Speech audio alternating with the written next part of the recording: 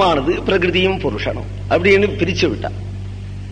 அத்வைத்தம் அப்படிங்கிறது என்னன்னா, எப்போ பிரகிருதி புருஷன் இது ரெண்டும் சுவாமியான பிரம்மத்துக்கு அதீனமானதோ, அதீனமானுங்கும் பொழுது அந்த ஜீவன் மமைவாம்சோ ஜீவலோகே ஜீவபூத சனாதனகான்னு பிரம்மத்தினுடைய அம்சமாக இருக்கு. பிரகிருதி பிரம்மத்தினுடைய சக்தியா இருக்கு. மாயாந்து பிரகிருதிம் வித்யான் மாயினந்து மகேஸ்வரம். அப்போ சக்தி சக்திமான தவிர அந்நியது இல்லையே. சக்தி உடையவன் தானே சக்திமான், சக்திமானுடையதுதானே சக்தி. அப்போ சக்தி சக்திமான இடத்துல தானே அடக்கம், அம்சம் அம்சியின் இடத்துல தானே அடக்கம். அதனால அம்சியான ஜீவனும் பிரகிருதியான சக்தியும் பிரம்மத்துல அடங்கி விட்டதானால் அப்ப பிரம்மம் ஒரே தத்துவம் அப்படிங்கிறது அத்வைத். பிரம்மங்கிற ஒரு தத்துவம் தவிர வேற ஒண்ணும் இல்லை. அது ரெண்டும் அதுக்குள்ள அடங்கினர் அப்படிங்கிறது. இப்படி அவர்கள் விதுஷாம்கிம் அசோபனம் அதுவா தெரிஞ்சுட்டோமானால் இதுல ஒன்றும் பேதம் இல்லை. நீ எப்படி பேசினாலும் ஒன்றை பரமார்த்தமாகவும் ஒன்றை வியாபகாரிகமாகவும் அவளுக்குள்ள பேசித்தான் ஆகணும். அதனால யார் துவைதத்தையோ விசிஷ்டாத்வைதத்தையோ சொல்றாளோ அவள் அத்வைதத்தை கொண்டு வந்துதான் ஆகணும். ஏனால் எல்லாத்துக்கும் ஸ்ருதி வாக்கியம் தான் பிரமாணம். ஸ்ருதி வாக்கியத்துல பேத ஸ்ருதியும் இருக்கு, அபேத ஸ்ருதியும் இருக்கு. அதனால ரெண்டையுமே பிரமாணமாக எடுத்துக்கொள்ளும் பொழுது அபேத ஸ்ருதியை சொல்லும் பொழுது சர்வம் கல்விதம் பிரம்மே நேகநானாஸ்தி கிஞ்சனே அகம் பிரம்மாஸ்மி தத்துவமசி முதலீதான அபேத ஸ்ருதிகளை சொல்லும் பொழுது அதற்குள்ளே மற்ற தத்துவங்களை அடக்கி விடுறா. பேதஸ்ருதிகளை சொல்லும் பொழுதும் அபேத ஸ்ருதி வேண்டாம்னு தள்ள முடியாது. அப்போ அபேத ஸ்ருதி எப்படி சொல்லித்து அப்படிங்கறத இவாள் சொல்ல வேண்டியிருக்கு. அப்படிங்கும் பொழுது எல்லாம் பிரம்மமயம் அப்படிங்கிற அத்வைத்தம் பக்தி சித்தாந்திகளான துவைதிகளிடத்திலையும் இருக்கு. அத்வைத சித்தாந்தத்தை சொல்றவாளிடத்துல துவைத்தம் இல்லைன்னோ பக்தி இல்லைன்னோ சொல்ல முடியாது. அவர்கள் சித்தாந்தம் அப்படியே தவிர பக்தியை பத்தி பேசும் பொழுது பக்தி சித்தாந்தத்தை பேசுறார் பகவத் பாதாச்சாரியாளே. அப்ப சொல்லும் பொழுது உனக்கும் எனக்கும் பேதம் உண்டுன்னே சொல்றார். ஏன் அப்படின்னா உன்னிடத்துல நான் அடங்கி விடுவேன் தவிர என்னிடத்துல நீ அடங்க மாட்டாய் அப்படிங்க. சாமுத்ரோஹி தரங்கா கொச்சன சமுத்ரோன தாரங்கா.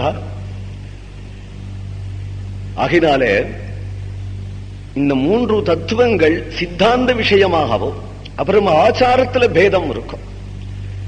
ஆச்சாரத்துல என்ன பேணுனா சிகை கச்சம் உபவீதம் முதலியவைகள்லாம் வைதிக மதத்துல எல்லாருக்கும் ஒன்னா இருந்தாலும் கூட புன்றதாரண விஷயத்துல சில அம்சங்கள்ல சில ஆச்சாரங்கள் வெளிப்படையாக காட்டி சித்தாந்தத்தை வேற மாதிரி காட்டுறது.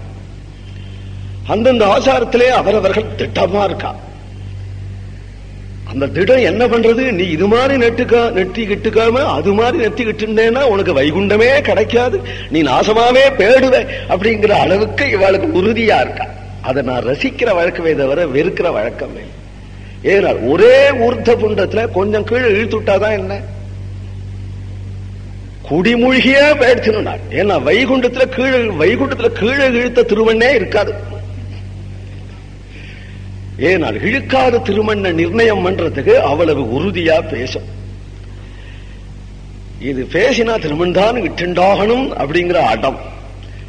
கோபி கிட்டுக்கிறவனுக்கெல்லாம் வைகுண்டமே கிடையாது, நரகம்தான்.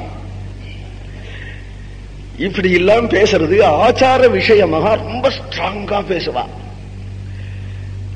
அதுபோல சித்தாந்த விஷயங்கள்ல உள்ள பேதங்களும் ஆச்சார விஷயங்கள்ல உள்ள பேதமும் ஏன் இப்படி ஸ்ட்ராங்கா எழுதினா அது மாதிரி ஸ்லோகங்கள் அது மாதிரி பிரமாணங்களை வேற காட்டி ஏன் ஸ்ட்ராங்கா இப்படி பேசுறா. அதுல ஒரு தோஷம் இல்லை, குணம்தான் இருக்கு. ஏன்னா கொஞ்சம் விட்டு கொடுத்தா எல்லாம் போயே போயிடும். கடைசியில ஒண்ணுமே இல்லை, ஒண்ணுமே இட்டுக்கலன்னு ஆயிடும். இதுல என்ன இருக்குன்னு சொல்லி சொல்லிதானே இப்ப எல்லாம் கெட்டு போயிடுது. இதுல என்ன இருக்குன்னு இப்ப சொல்றது சகஜமா போயிடுது. சகஜமா போயிட்டதுனால இன்னதுதான் ஆச்சாரம், இன்னதுதான் நெத்திக்கிட்டு இருக்கிறது, இன்னதுதான் அனுஷ்டானம் இல்லாம யாரை பார்த்தாலும் நேத்திக்கு ஒரு விதமா இருந்தா திடீர்னு இன்னைக்கு ஒரு விதமா இருக்கா. உடனே பார்த்தா பரம வைஷ்ணவாளா இருக்கா, இன்னைக்கு பார்த்தா ஒரு காவிய கட்டின்னு சுவாமியே சரணமையப்பா அப்படின்னுவா. பார்த்தா நெத்தியில திருமணிட்டு இருக்கா. அதனால ஒவ்வொரு நாளைக்கு ஒவ்வொரு வேஷமா போயிடுத்து. இப்போ எந்த ரூட்டோ அந்த ரூட்டிலே அழகா போங்கிறத காட்டுறதுக்காக தான் அவ்வளவு கட்டரா அவ பேசிட்டு இருக்காளே தவிர, சுதந்திரம் கொடுத்துட்டா கண்ணாப்புண்ணான்னு பேடும் இல்லையா, இதம் இத்தம்னு இல்லாதபடியே பேடும் இல்லையா. அதனால அதுல தோஷம் இல்லை. அது மாதிரி அவ கட்டரா பேசினதுனாலதான் இவ்வளவு நாள் காப்பாற்றப்பட்டது. அதுல தோஷம் இல்லை. ஆனா பகவானுடைய ஹிருதயத்தை பார்க்கும் பொழுது அஜாமிளனுக்கு கூட மோட்சத்தை கொடுத்துட்டவன் இவன் திருமணி எப்படி இருக்கான் அப்படின்னு நான் பாப்பான். இவன் ஆச்சார அனுஷ்டானம் எப்படி இருக்கு அப்படின்னு நான் பாப்பான். அஜாமிளனுக்கு கூட மோட்சத்தை கொடுத்துட்டவன். அப்ப எது முக்கியம்னா உறுதியான பக்தி முக்கியம். அந்த பக்தி இல்லைன்னா பாக்கி எல்லாம் போர்டு தானே. அந்த பக்தி இல்லைன்னா பாக்கி எல்லாம் போர்டு தான். அந்த பக்தி தான் முக்கியம். அப்படிங்கும் பொழுது அந்த பரதத்துவ தியானமும் பக்தியும் நாம சங்கீர்த்தனமும் இருந்துட்டுதானா அப்போ நீ இந்த ஆச்சார விசாரங்கள் சம்பிரதாயங்கள்லாம் ஒரே வயலா இருந்தாக்க அப்போ இதுக்கு போட்ட எரு அதுக்கு போயிடும், அதுக்கு போட்ட எரு இதுக்கு போயிடும். தனித்தனி வயலா இருந்ததுன்னா எது எதுக்கு எரு போடணுமோ அதை கலப்பவும், எது எது மதாளிச்சு போயிடுத்தோ அதை குறைக்கிறதுக்கும் சாகுபடி சௌகரியத்துக்காக பலவேறு பேதம் ஏற்பட்டது போல நம்முடைய மதத்தினுடைய சாகுபடி பேதத்துக்காக பலவேறு சம்பிரதாயங்கள் அமைச்சு அது பாஷையிலே அது கிரந்தங்கள்லே அது சாஸ்திரங்களா அது கோவில் எடுத்துட்டு அவரவர்கள் முன்னுக்கு வரத்துக்கு கப்புங்களையுமா கிளம்புறதுக்கு ஒரு அழகான முறைகளா ஏற்பட்டதே தவிர உன்னொன்னு தாக்குறதுக்காக இல்லை அப்படின்னு. இது எல்லா வயல்களுக்கும் சமுதாயத்துக்கு நம்ம நாட்டுக்கு அன்னம் போடுவது முக்கியம் அப்படின்னு. என் வயல் ஓன் வயல் இருந்தாலும் கூட நம்ம நாட்டுக்கு அன்னம் போடுவதற்கு எல்லா வயலும் உபயோகம் அப்படின்னு அதனுடைய பரமார்த்த லாபம் என்னவோ அதை பார்த்து தெரிஞ்சுக்கிறது போல நமக்கு எந்த சித்தாந்தமா இருக்கட்டும், எந்த சம்பிரதாயமா இருக்கட்டும், ஒவ்வொருத்தர் ஒவ்வொரு சாஸ்திரத்தை எடுத்துக்கிட்டோம், ஒவ்வொருத்தர் ஒவ்வொரு விதமான ஆச்சார அனுஷ்டானத்தில் இருக்கட்டும். ஆனா ஹரி ஒருவன் தான். இவருடைய ஹரி வேற, அவருடைய ஹரி வேற இல்லை. இவருடைய ஹரிபக்தி வேற, அவருடைய ஹரிபக்தி வேற இல்லை. அப்படிங்கும் பொழுது இது எல்லாத்திலையும் உள்ள ஒரு ஒற்றுமையை பார்க்கணும். அதுல உள்ள உண்மையான பக்தியை நம்ம தெரிஞ்சுக்கணும். எல்லாருமே அவதார புருஷர்கள்.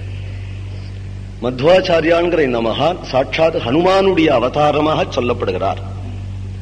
ராமானுஜர் சாட்சாத் ஆதிசேஷனுடைய அவதாரமாக சொல்லப்படுறார். ஹனுமானுடைய அவதாரம் அப்படிங்கும் பொழுது ஹனுமானுடைய பெருமை எத்தகையது அப்படிங்கிறது சொல்லித்தான் தெரியணுமா பிரபஞ்சத்துல. ஹனுமான் அன்றும் இன்றும் என்றும் உண்டு. அவருடைய பரமார்த்த ஸ்வரூபம் வேதாந்தத்திலே முக்கிய பிராணன்.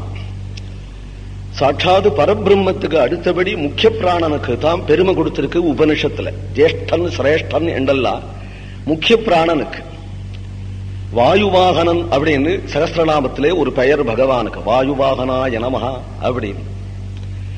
ஏன் அப்படின்னா ஆத்ம சைத்தன்யம் இந்த சரீரத்துக்கு வரதோ இந்த சரீரத்திலே இருந்து போகிறதோ பிராணன வாகனமா கொண்டுதானே.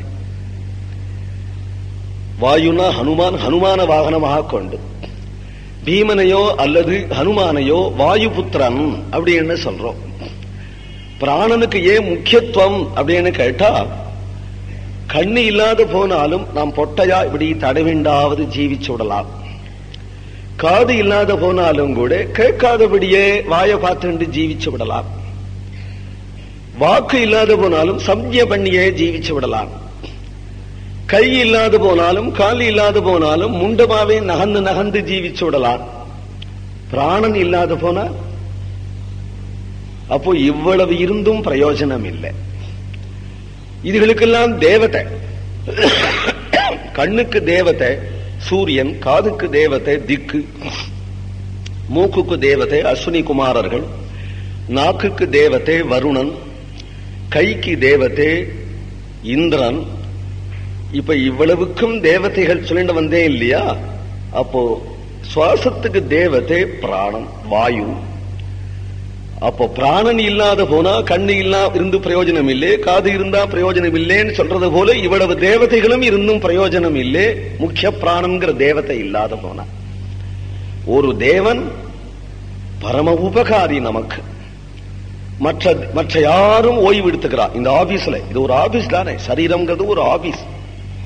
இதுல ஒரு ஒர்க் ஷாப், ஒர்க் நடந்துட்டே இருக்கு. இதுக்கு மேனேஜர் உண்டு, இதுக்கு முதல் போட்டு விட்டு லாப நஷ்டத்தை அனுபவிக்கிற முதலாளி உண்டு, தனித்தனியா ரூம் உண்டு. அந்தந்த ரூம்ல அந்தந்த கிளார்க்கு அவாவாடிய ஒர்க் பண்ணிட்டு இருக்கா. கண்ணு, காது, மூக்கு, வாய் இதெல்லாம் தனித்தனி